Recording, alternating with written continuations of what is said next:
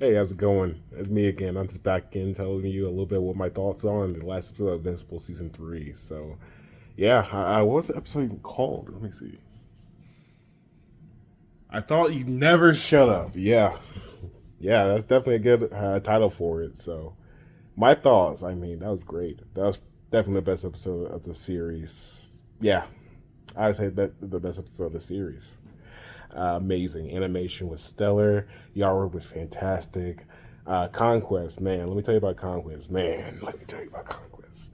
He was a menace, a straight up demon, man. He was in a kerfuffle from the first time he landed on that planet. He just never stopped, man. He just didn't want the smoke. Now, or sorry, he just didn't want anything but the smoke. Now, I kind of wish he was there a little bit longer, but I know a little bit of spoilers of the series. So I know he comes back, and yeah, I'm surprised to see what happens. I thought we would see a little bit of a little bit of extra stuff from Nolan and Alan at the end of the series because once they go from the intimate scenes, they kind of cut away and usually go on to another side story, but they use that to kind of set up this next season. I'm going to talk about a little bit of that. I'm going to talk a little bit about that, and then I'm going to talk about the episode as a whole. I'm not really sure in the story how far they're going. I knew a little bit going into it. Like I know the end of the series. I know a little bit about the middle.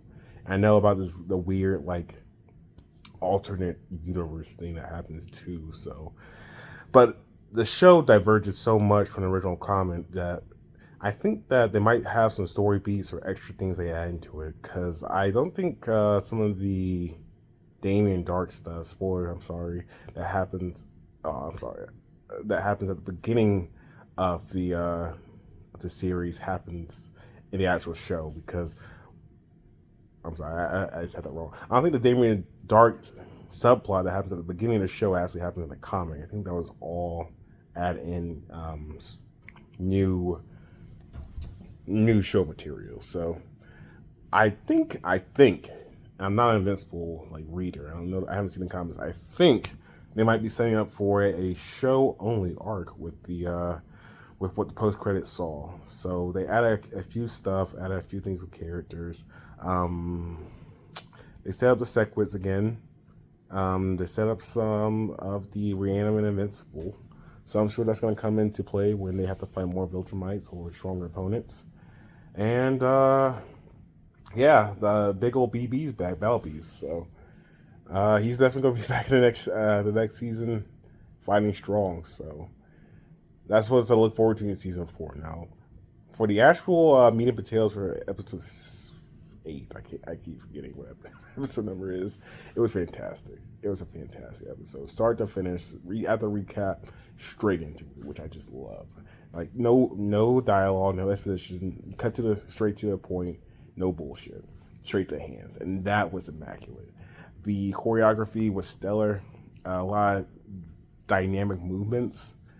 They were all over the place. And the first thing I thought when the fight started was like, Mark, you've been here before. Don't you want to get out of the city? But no, I can understand. He was ready for the smoke. So he just wanted to box. He just wanted to release all his anger. And after he left his team, Conqueror was like, okay, you did okay, little bro. Now let me show you how to really fight. And he just decks him. And that's when Mark figured out that, oh no, this guy is strong. And so after that point, it was just straight up like haymakers back and forth. Like it was going blow for blow, and every time I felt like Hank was going to be hit. So he definitely did. But as the fight progressed, Mark slowly started to lose his edge. He got worn down. His power was definitely a factor to why he was losing the fight because I mean you could just tell that the hits were just so much more powerful coming from Conquest. They actually dealt something. They actually dealt some damage. Mark's hits they didn't feel as meaningful. Like, there's a part where he was just wailing on him with one hand, and then the first part's punches were just impact, but then as you progress, it just keeps getting less and less. And I was like, man, this is not looking good for my boy. I don't know if he's gonna win this. Halfway through, or not halfway through, like a quarter away through, or third way through his ass beating, Oliver comes in, tries to help out. I was really scared for him. I know he doesn't die yet. I know he doesn't die in the series. It's at this point in the story yet. I think, but it might be soon. It might be later. I don't think Little Bro's lasting that long though. But I mean, just some going off of what I saw. I don't think like if the villain might show up, he ain't lasting long. Like he's a mini Mark, and yeah, I mean Mark is his name's Invincible, but he's definitely invincible because he takes some damage. I mean, the thing this man is known for most is getting his ass beat and being a puddle of his own blood. But I mean, nothing changes this episode. But man, he was a fighter, man. He like broken. It doesn't matter. Broken bones, shattered rib cage, discombobulation, concussion. I mean, if he sees somebody that he loves in danger, he just goes out, and I can respect that. You know, it's kind of hard to get activated for every single innocent that just dies from a single punch, and I understand that now. It's definitely been a lot more. I guess I don't know. I try to use fly rate. It's been shown a lot more in this episode. Kind of like Mark is starting to become desensitized to death, and he's starting to really cherish, what's really valuable in his life, and so he's starting to, I guess, look at it from a bird's eye view. And it's like, okay, well, a couple hundred, 1,000 people might die, but if I don't kill conquest now, that's the planet. And so, I mean, it makes sense that, I mean, when you're fighting these large-scale citywide battles, there's going to be casualties. Of course, you want to mitigate it, but the one thing that Mark just can't deal with is losing people he loves, and you can really see that. Halfway through the battle, Adam Eve wakes up from her coma. She's been there for a week. Yeah, a week. And the only not the only, but one of the main reasons she woke up, because she heard her bum-ass dad yapping. And I'm sure that triggered her some way. I definitely know, because she was just like, that's the first thing she said was dad. And it wasn't like, condescending or anything, but in my old headcanon, I just think like she got triggered, or that caused her to wake up. And so the second that she woke up, it was action.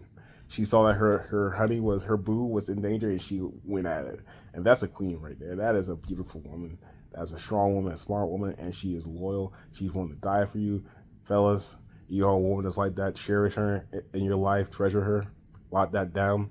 If you got an Adam in your life, that 10 out of 10, great character, great morals. She's basically like Invincible's conscious, or not conscious, I would say. He's a very conscious guy, but she's definitely hit the light in his life, because as things progress, I can already see he's going to get a lot darker and darker. Because, I mean, the more you're exposed to something, you just get desensitized to it. I mean, all the gore, destruction, pain that the victim might cause, at first it was traumatic, it was going through it, but now, I mean, he sees the implication of not going through, and Mark is like, oh, well, I mean, it sucks. I don't like killing people. It's not a fun experience, but if I don't do it now, if the person comes back, they're going to take 10 to 1,000 times more lives than he took now. So he's starting to become a consequentialist, which I can definitely understand. I mean, when you're dealing with that many lives and that much of a high-stakes situation, you just have to be able to try to just minimize at that point. And going forward, I truly believe that Mark will start to, I guess, take things in his own hands and not leave things to chance. But I also hope that he doesn't just go straight for, like Punisher or RoboCop and just go straight for the kill. Because we have seen from both sides, like, definitely killing is warranted if the person has a high enough threat level that they can cause severe casualties. Then yes, absolutely get rid of them. But I mean, if they have some path of reformation, it's definitely good to give them a chance as well. I think that this season done a really good job of kind of extrapolating that out. Kind of shows the difference between, a path to redemption and a path to, it really just illustrates, the two different dichotomies of, the ideology of villain reformation, like how to deal with a villain, or how to deal with just a person in general. I think, because I think that Rex Explode was also a parallel of this as well. It was last season where he got his head shot up, but this season is where you can really see the ramifications of his character development. And so he got his final ramifications with the hero sacrifice. So he has finally completed his hero's journey, everything's taken care of, and now he's going through. He went from being the inverse of a hero, completely rude, vapid, lustful, not loyal at all. But after fighting for his life, having a near-death experience, reevaluating his decision, his life choices, he realized that that wasn't the man he wanted to be. He realized that he could be better, and I really think that him, Darkwing, and Sinclair are personifications of reformation. People like Conquest, the Sequids, and I'm sure some other characters we see are examples of sometimes that you can't be reformed, like Ancient Levy. Now, does he have a chance for reformation in the future? Maybe, but he just seems too far gone. I mean, the man's just, he started out so noble, so benevolent, but man, he just couldn't keep that helmet on, and then his brain's just so scrambled now. I feel sorry for the guy, but at this point, he's at a point of no return. He's just gone. He's done so much evil that I can't I can't have any sympathy for him. Like, I can definitely understand his plight. I can understand what he's going through. I can understand that his brain is scrambled. Like, he's literally has mind scrambled, and then Invincible turned his brain to mush. So he's like octuple scrambled in that big ass Mega Man head of his. So yeah, it's just like, I get it. Don't worry. I know why he's crashing out. Doesn't mean it's not for a stupid ass reason. And he took like hundreds of thousands of people with you for no reason. So yeah, it might be Angel's gotta go. But if you want to do some insane redemption arc, like Vegeta redemption arc, I wouldn't mind seeing it. I know it's easy to kind of, and this is fiction, of course, so you take it with a grain of salt. I know it's easy to see the death and destruction now, but from Dragon Ball Z, Vegeta is one of my favorite characters, and he has killed many billions of people, and somehow he got redemption. I mean, I don't think he ever be redeemed for something like that, but redemption is not a destination; it's a journey. And it's a journey you always have to walk, because you're not walking the path of redemption for forgiveness. You're walking the path of redemption before the redemption, and you don't get redemption until you are redeemed. And in a Christian sense, that's death, and in a metaphysical, fictional sense, that's what you can usually do that by sacrificing your life for the greater good. And it's never going to bring the lights back, but through your sacrifice and through your path of redemption, learning your lessons, you can learn from your mistakes and ultimately save a enormous amount of life from your one sacrifice, hopefully. So we'll see. We'll see what Angel Lee's fate is, but right now, I don't believe I don't believe there's any saving him. Yeah, I mean that was most of the show. I mean, at the end of the fight, I guess, well, that's not most. I only been through half of it. But I guess the real meat and potatoes of the fight happens after Adam Eve shows up. Once she shows up, she got broken legs. She's not doing. She doesn't do okay. I was gonna say she doesn't do too good, but she does all right. She does a good job holding him back, at least for Invincible to get his bearings right. She held him back long enough for Invincible to be able to recognize her getting fucked up. Because man, when Conquest got his hands on her, oh my god, I felt so sorry for that little girl. He gave it to her. That pretty little face and that pretty little stomach. Oh my god. Gave her the donut treatment. But then that turned Mark into a fucking super Viltrum. I mean, that man, and I know a little bit about what goes on, with his physiology. Little spoilers, so don't blame me. It's 14 minutes in, but since he's a Viltrumite human hybrid, he has some qualities that humans have that Viltrumites don't have, such as adrenaline. So in high stakes scenarios like that, when he sees a loved one, he gets that big adrenaline rush and allows him to break his limits, and that's something that Viltrumites just can't do. And you definitely see that with that first clash after he breaks his limits, and just from that one boost, he was able to not only match Conquest, but also overpower him. And then from there, it's just straight savagery. It's not even a fight anymore. Well, it's a fight, but there's between a fight and a fight to the death. Like, this was just knock down, drag out, anything you can do to win. We're talking about, body shots. We're talking about dirty blows. We're talking about using your head, teeth, eyes, going for anything you can. Because people don't realize, like, in a real fight to the death, there is no honor. There's only survival. And Mark truly is starting to get that now. Honor and all that other stuff is cool and all, but at the end of the day, the only way you can, the only winner is the one who walks away from that death match alive. And through Mark's sheer badassery, he fucked Conquest up. He lost almost every single body part he had, but he fucked them up. And I was really proud of him for that. Yeah, going forward at the end of the episode, they had that recap for season 4, and they went over with the characters. And Oliver recovered. Debbie, poor mama bear. She did everything she can to give her boys the best life she could, but at the end of the day, their destiny would still arrive, no matter what. She reminds me so much of Chi-Chi in a way that she wants the best for her child, but because of the life she chose for him, for marrying the man with superpowers, unfortunately, the child that she loves and cherishes and wants to keep safe is basically forced to bear the burden of the father. The sins of the father is passed on to the child, unfortunately.